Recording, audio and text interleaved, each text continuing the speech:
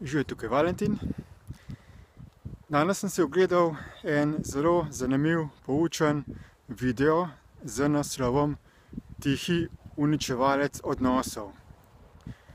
V tem videoposnetku je razloženo, kako lahko pride v medsebojnem odnosu do raznih konfliktov in potem se ena oseba odloči, da bo začela trmoglaviti, kuhati mulo in da bo tiho, da bo začela drugo osebo ignorirati, da bi jo na ta način kaznovala, da bi ji dala misliti in da bi nekako dosegla svoje maščevanje.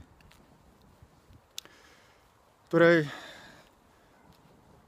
ta odnos ignoriranja naj bi bil tihi uničevalec odnosov, ker gre za neko čustveno manipulacijo s tem, da nekoga ignoriramo, da smo tiho, da z njim ne komuniciramo. In potem je seveda nasvet, da oseba, ki je na drugi strani, ki naj bi bila s tem kaznovana, naj se ne pusti taki manipulaciji in da naj raje počne kakšno stvar, da postane vesela, zadovoljna, zaposlena, da naj se pač ne sekira zaradi tega, ker druga oseba njo ignorira. No, to ignoriranje je tudi zelo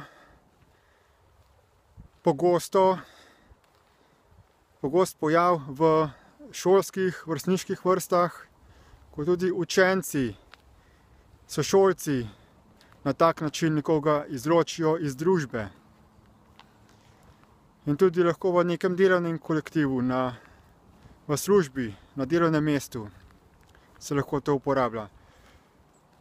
Skratka, je kar pogosta taktika manipulacije in kaznovanja, da se nekoga izloči iz nekega kroga, iz neke družbe.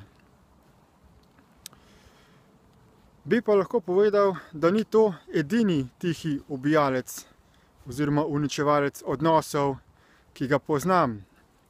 Je samo eden najbolj nazoren, na zunaj opazen.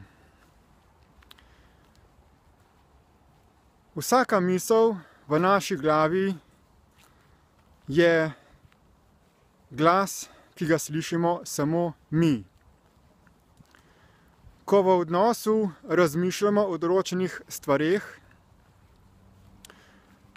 potem uporabljamo ta naš klepet v naši glavi, ki ga lahko tudi imenujemo tihi govor, ker ga ne sliši nihče drug razen nas.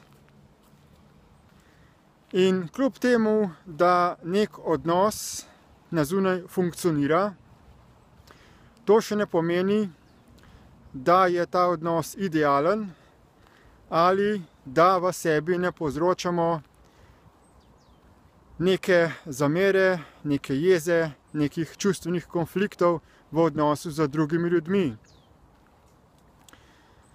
Kajti ne glede na to, ali potem nekoga želimo kaznovati na ta način, da ga ignoriramo, da z njim ne govorimo, ali pa da se nad njega razjezimo, da fizično nasilno z njemu obračunamo.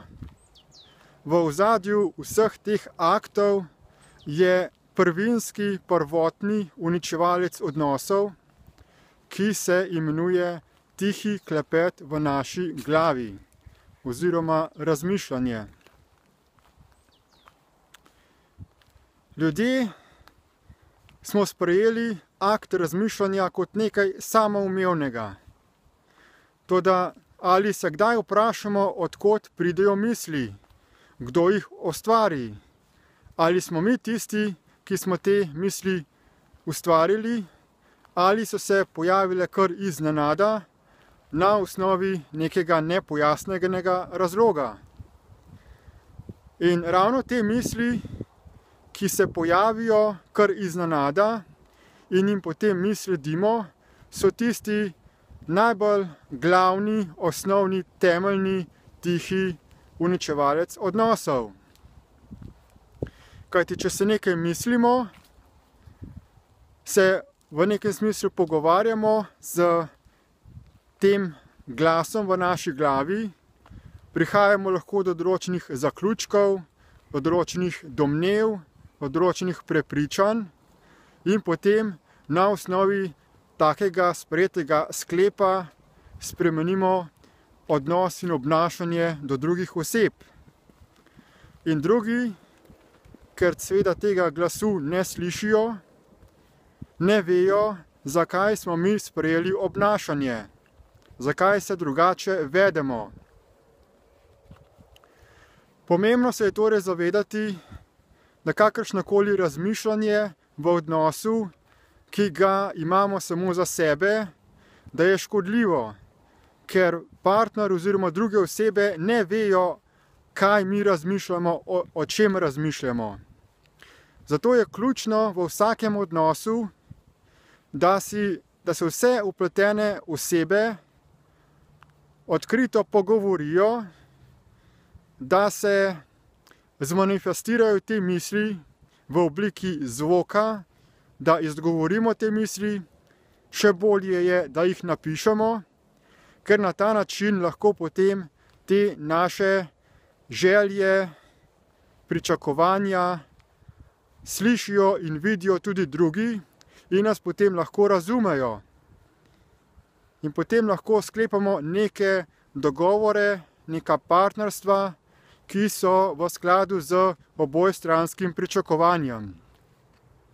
Torej, premalo je v odnosih tega odkritega pogovarjanja, preveč razmišljamo,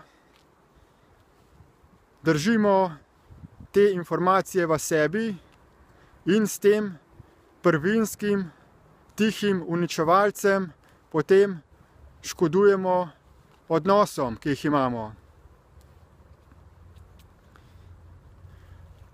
Priporočam, da ozaveščate te stvari, da se čim bolj odkrito pogovarjate za komarkoli, še zlasti za svojim partnerjem, in da čim manj uporabljate ta tihi klepet v vaši glavi, tako imenovano razmišljanje, da se osvobajate vpliva uma in čustvenih reakcij. In kot pomoč za to vam priporočam, da se vpišete na brezplačni spletni tečaj DIP Light. Povezavo do njega najdete v opisu tega videoposnetka. Naj bodo odnosi z osebami v vaši okolici čim bolj razumevajoči,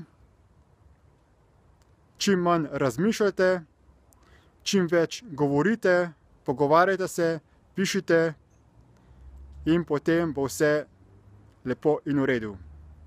Hvala za posluh in nasvidenje.